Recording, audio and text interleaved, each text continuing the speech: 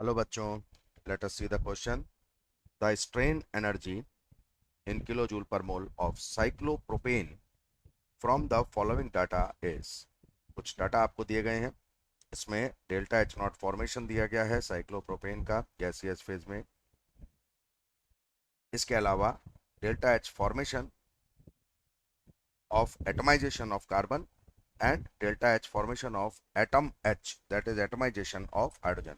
इसके अलावा carbon carbon की बॉन्ड एनर्जी गिवन है और कार्बन हाइड्रोजन की भी बॉन्ड एनर्जी गिवन है. इससे आपको डिटरमिन करना है कि स्ट्रेन एनर्जी कितनी होगी C3H6 में. Okay, first of all we shall see what is structure of C3H6.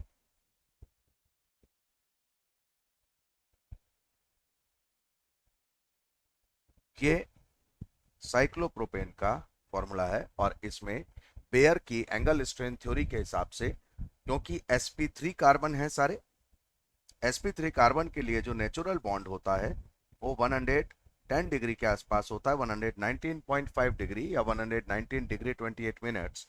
लेकिन जो बॉन्ड एक्चुअली यहाँ पर ये बना रहे हैं वो सिर्फ 60 डिग्री है और इसलिए यहाँ पर एंगल स्ट्रेन है 50 डिग्री का एंगल स्ट्रेन है, जो बहुत ज्यादा होता है और इसीलिए ये मॉलिक्यूल बहुत ज्यादा स्टेबल नहीं होता. अब आपको स्ट्रेन एनर्जी बतानी है कि इस अनस्टेबिलिटी में कितनी एनर्जी साइक्लोप्रोपेन ने गेन कर ली है.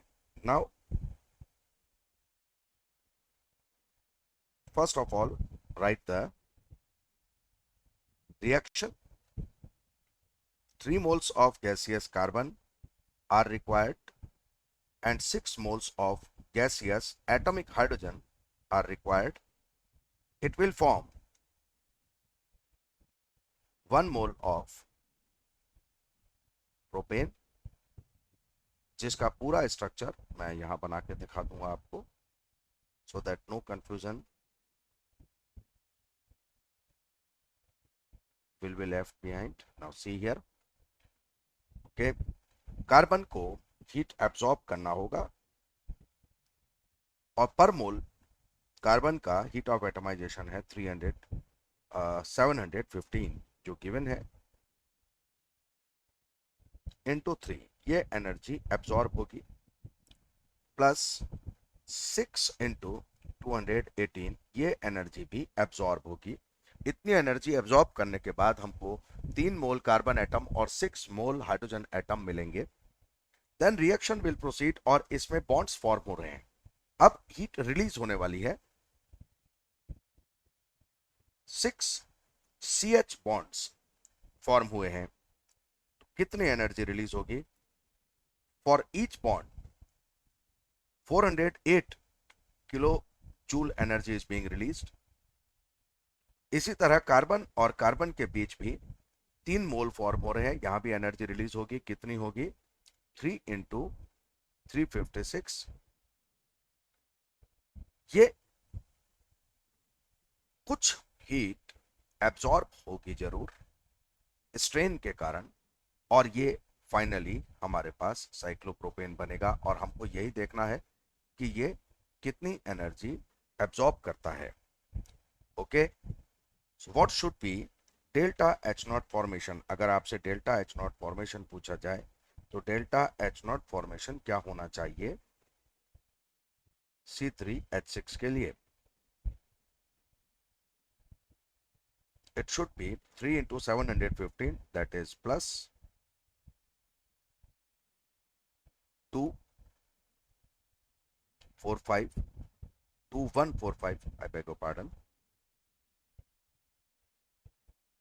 plus 6 into 218, that is plus 1308, minus 2448, minus 1068 and plus delta H, ये heat of,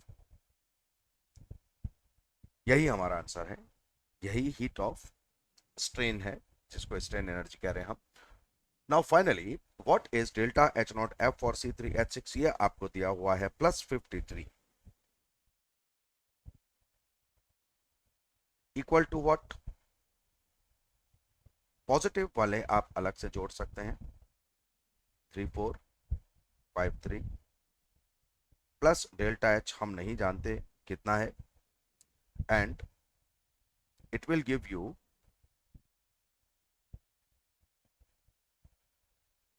3516. Now delta H की वैल्यू क्या होनी चाहिए, 53, this must be negative, plus 3516 minus 3453. आप इसको सॉल्व करेंगे, इसकी वैल्यू होगी plus 116 kilo joule. So this is the final answer.